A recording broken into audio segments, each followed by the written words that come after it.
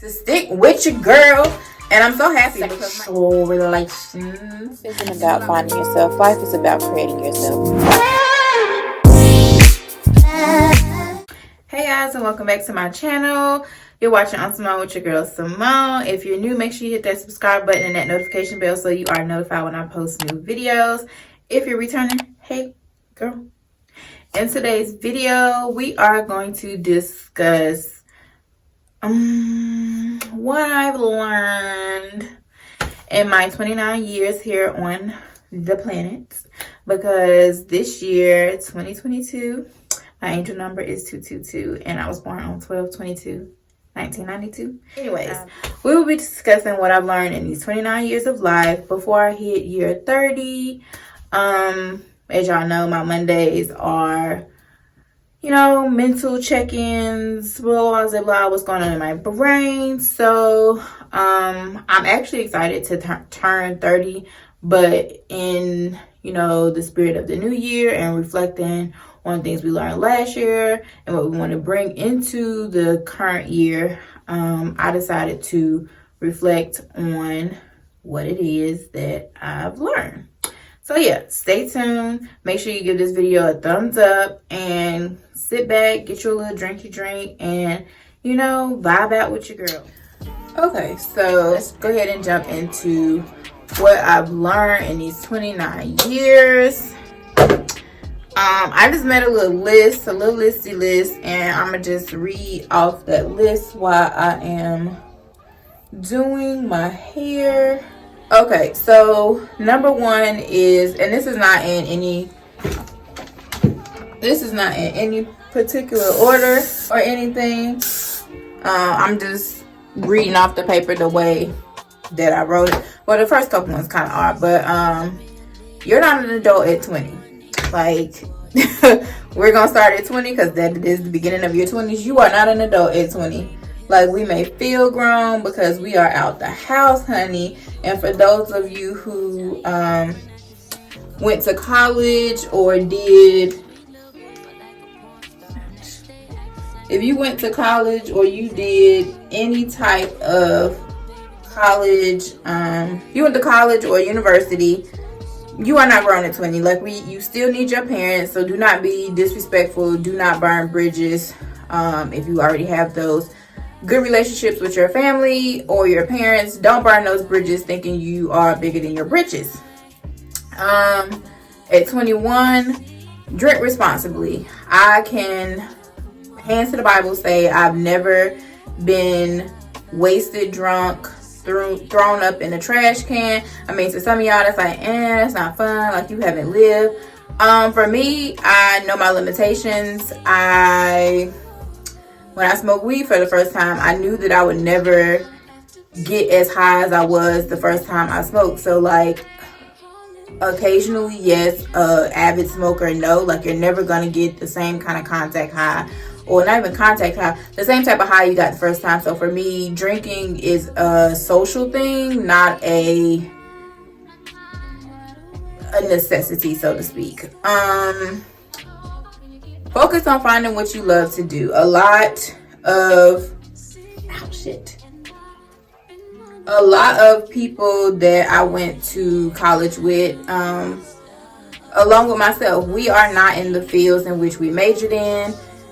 For me personally, my mom, I got a scholarship. I was offered more money to change from business to hospitality and was told it was the same thing. It is not the same thing. I'm here to tell you it is not. I worked in the industry, and a piece of paper from a 4-year college is just that, a piece of paper. It means absolutely nothing. They want experience, not a piece of paper. Even though I was more than qualified without having to do years of experience, it meant nothing. So figure out what you're passionate about. I really have a business mind, and I am business savvy. I do YouTube, and I also know that now with doing marketing in grad school that I want to do marketing for brands, and I also do marketing for other YouTubes. Check me out on Brand by Simone. I do intros, outros, highlights, and banners as well. So if you are a new YouTuber, hit me up in the comments or in my DMs on Instagram. So yeah, I'm a small business just like you're a small YouTuber, so I am not on like those big platforms to do all the smoke and mirrors, but I mean, I can get you a nice little banger, okay? So that's that. Figure out what you want to do. You don't have to have it figured all out by your 20s. I think that when you go to college or you get in your 20s, you feel like you have to have it figured out because your 20s are your adulthood. But I feel like your 20s are being like a teenager. Like it's the same group, it's just a different category. Like you're still, it's like that adolescence phase. You're still figuring it out. We are not adults. You do not have to have it figured out. Some of us do, and that just depends on your upbringing or you know who you are as a person. Some people do figure it all out in their 20s, but you do not have to have it figured all out. Setbacks are not mistakes. They are lessons. When you have a job or you do anything, you always have critiques or what you could have done better, and that is just what setbacks, and like I said, they're not mistakes, but setbacks and mistakes, they're just lessons for you to know what to do better the next time or what not to do. Date yourself, I think, is the most important one. I'm just gonna stop saying this if you went to college. I went to college, so most of my things are based off college. In college, I guess you see certain things in certain people of what you think or expect relationships to be like. And for me personally, my parents got divorced when I was 2 years old. My grandmother was divorced. I literally only probably have one. Well, I had my dad's parents were married, but they had a South Carolina marriage. And for those who don't know what that is, or my definition of that is when you stay married for the sake of your children and for benefits, because back then, what were women supposed to do without their husbands? And if you didn't like them or you got divorced, with nothing higher than what a middle school education, what were you supposed to do? So to me, South Carolina relationships or Southern relationships, so the girls don't be trying to tussle in the comments. For me, Southern, because my grandmother is from South Carolina, that is what they did. They stayed with their husbands for security, for the sake of themselves and for their children. But yeah, learn to love yourself first and date yourself, and then you'll know what actual love is coming from somebody else. Because if they don't love you the way that you love yourself, then it's not real. Take social media breaks. I'm still trying to figure that one out. I am a millennial. We grew up in the phase of social media, technology.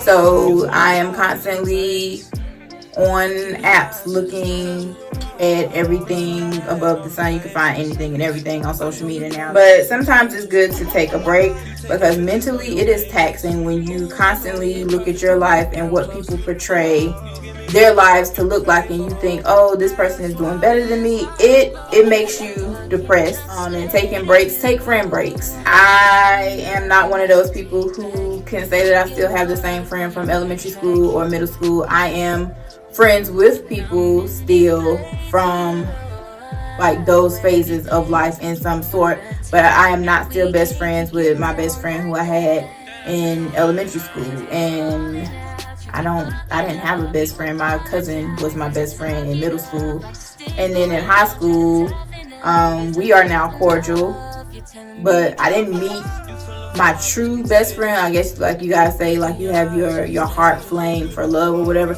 I consider her my true best friend. I didn't meet her until I got to college, and initially we didn't even start out as best friends. I'm a Capricorn. She is a Virgo. Do with that information what you may, but yeah, take friend breaks. Even we had to take a friend break, and taking friend breaks does not mean that you love that person anymore or any less, but it just means that you realize that there's a rift in the friendship and you just need to take a step back. You don't want to hurt people's feelings, and it may not be that deep aside from you just need a reset. So yeah, do that. Not everyone is your friend. I think that's a big one for myself because this is about me. not everyone is my friend. I think growing up, my mother taught me to be polite and friendly to everyone. So I give out the type of friendships that I would like to receive. And not everybody was raised the way I am. So not everybody is going to reciprocate what I put out to them. And so sometimes you will get effed over and used. And I'm a genuinely nice person. I mean, I now have resting bitch face. That is a story time for another day as to why my attitude and perception has changed towards people. But it's solely based on the fact that I'm a nice person and I really got effed over by somebody and it was unnecessary. But yeah, moving on because this is not here. We're not here for a story time. Next is build your own relationship with God. I am a Christian. I believe that Jesus is the Son of God. Whatever your religion may be, build that relationship for yourself. I didn't really have my own relationship with God. When I went to school, I knew like that was something that I needed, but I didn't know why I needed it.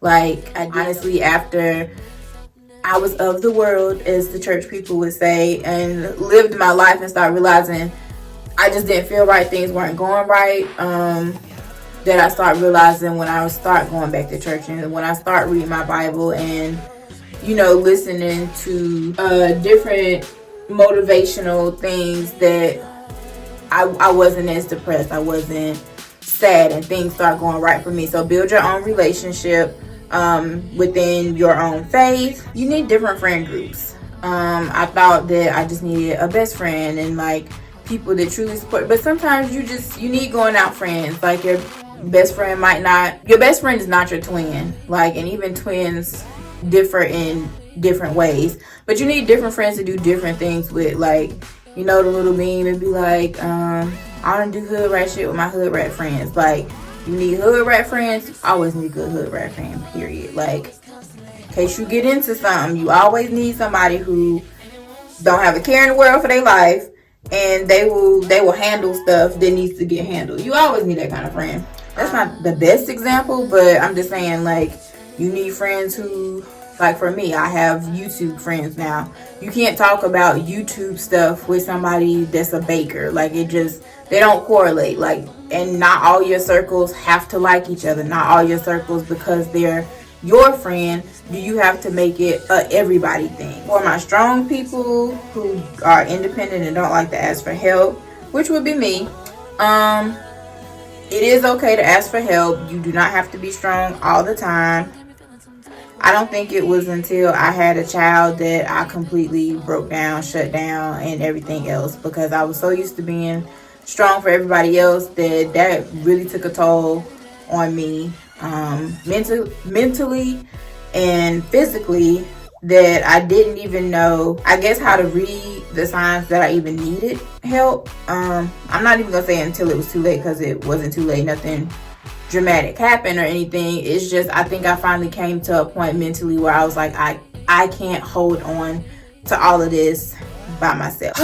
So yeah, I couldn't hold on to it by myself. So that brings me to my next thing, which is get a therapist. Get a therapist, y'all. Especially for millennials, our parents did a number on us, and with having a therapist, I've learned that, and being a parent, your parents could only do what they thought was the best at that time, and sometimes their best isn't the best, but it's the best that they could do. And so in that, I had to realize that brings me to my next lesson. You will not always get the apology that you deserve from your parents or from people, I guess, in the way that you want to hear, or even in general. You may never get that apology for that person doing you wrong. You will never get that apology from your parents, because they feel like they did nothing wrong. They didn't mess you up. You have nothing to complain about, but just grow from it. accept that that was their best. And if you can accept that that was their best and move past it and try to develop a better relationship now, it will help you in the long run. When we talk about apologies, my next thing is, in my 20s, I learned how to properly apologize. You do not start an apology with if. Proper way to apologize is acknowledging how you affected the other person. Apologizing doesn't necessarily mean that you're apologizing for the way those actions made somebody else feel. Because set up boundaries and don't shift them. I learned that in therapy. Me being a nice person, I allow a lot to happen with somebody. I didn't have any boundaries, so it was like, what's the line between, you know, it being out of the goodness of your heart and then somebody taking it too far? And for me, I didn't have a line. It's just like I kept dealing with things and kept doing, it's not that bad, it's not that bad, it's not that bad. But it was really that bad. Like, I got in that situation and that's kind of how I got a baby. But yeah, that's another story time for another day as well. Moving on. Set goals for yourself, and also get a routine.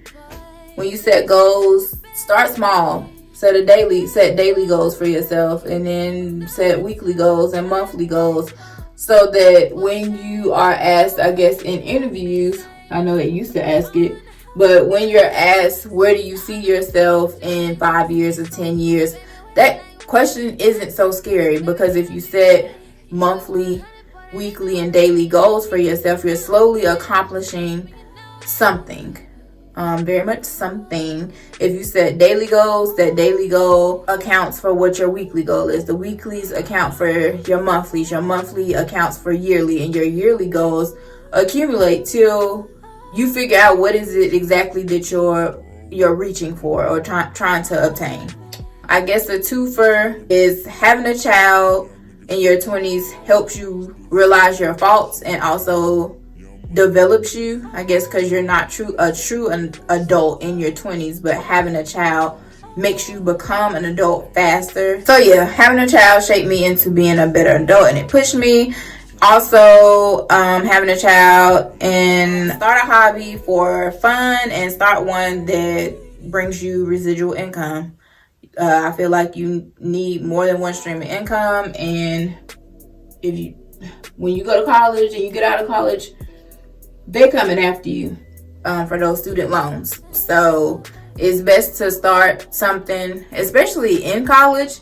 I have a lot of friends who started businesses, and it was just, oh, that's like a dope shirt, or it was a project, and now it's a full-on like clothing brand or company. YouTube girls that I watched started vlogging in college and showing their college experiences.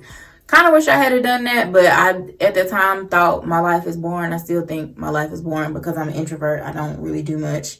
But obviously 270 y'all like me enough to stick with your girl, and I'm so happy because my analytics showed that those of you who subscribe are really genuinely interested in me, and I really appreciate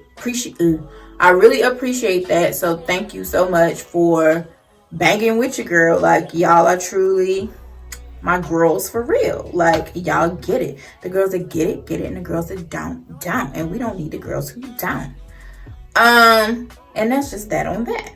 So yeah, start saving and budgeting. Learn to budget, because you need to learn to budget, because it is expensive out here.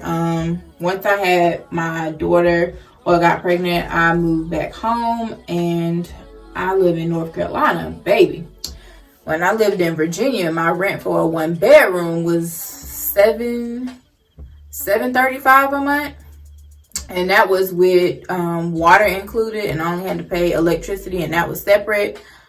You know, not here in North Carolina, no ma'am. I don't know where you're gonna stay that's safe for that price, or if you're gonna find anything at that price. And then I guess with the economy changing as well in the pandemic, like, stuff has gone up. But if you are in North Carolina, a studio apartment is gonna run you 11 to 13, depending on if it's a luxury apartment or not, and it's gonna be like 13 to 15, maybe even 16 for a 1-bedroom. Who people doing that, not me. So I got this little year here to learn to save and budget. And I don't know what I'm saving because I don't work. I'm in grad school. I've been furloughed since March of 2020. So you don't know what I'm saving. Like, it's the grace of God that I even have. I mean, I guess I do know how to save because I've not worked in 2 years, but I still have money. I'm not broke. I'm not broke, best friend. Like, I got more than $47. Anyways, yeah, your 30s are really where it's at. I think that's why I'm hyped to turn 30.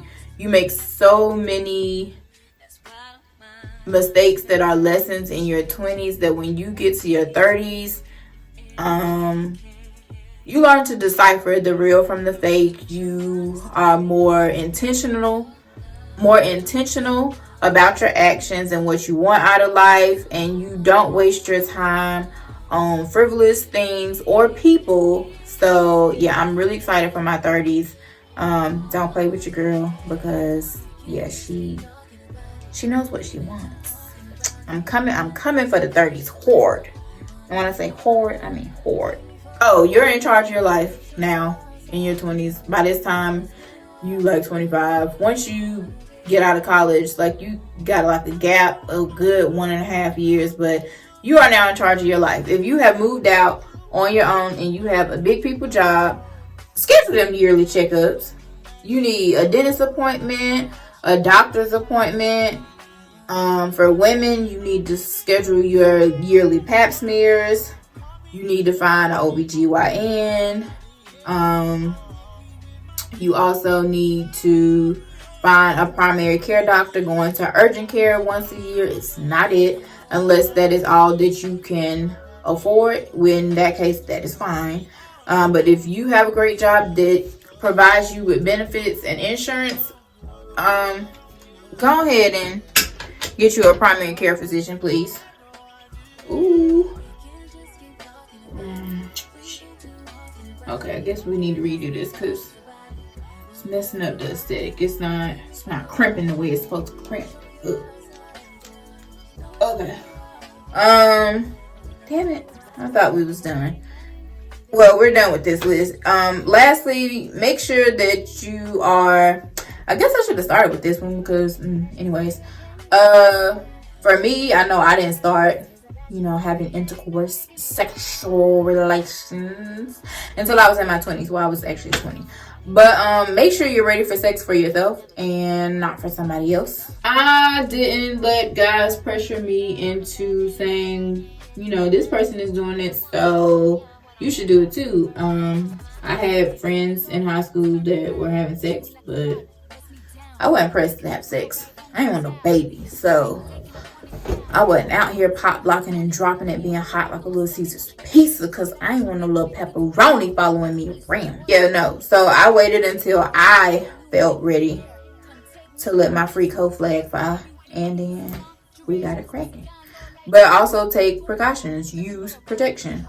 I guess it was negated on my part before that happened, but I didn't start getting checkups. I guess they weren't necessary. Well, my mom took me and I got on birth control, but I guess they weren't necessary unless I was having like sexual intercourse or whatever. But yeah, I didn't start getting pap smears and all of that until I became sexually active. I dead ass went to it's a memoriam, is the building that's like the health center at my college, and I scheduled one literally 2 days after. 2 days after, and I was like, I need the full panel workup. Like, I need you to run every test. And she was like, well, sweetie, when was the last time? How many people? And I was like, 2 days ago, one person, blah, blah, blah. And she was just like, well, this is a little too soon. And I was just like, well, I felt like if I was going to be grown, then I need to make sure that I handle my business. Like, if y'all going to be out here, then y'all need to handle y'all business. Like, make sure you get your checkups. And if, y'all out here slicking it without raincoats in the rain and whatnot, y'all definitely need to get checked more regularly. And make sure your partner gets checked. Don't let them lie to you. Like, get that piece of paper and run your bases up. Like, make sure you cover it, because don't nobody got you but you. I think that's like the general consensus of what I've learned in my 29 years. Nobody has me like I have me. Like, I've had friends that have lost their moms this past year, and aside from like your mother, like your mom gonna always have your back. Once you don't have her anymore, nobody has you like you will have you. So take care of you. Like, you can't take care of your babies, you can't take care of nobody else if you don't take care of yourself. So make sure that you take care of you.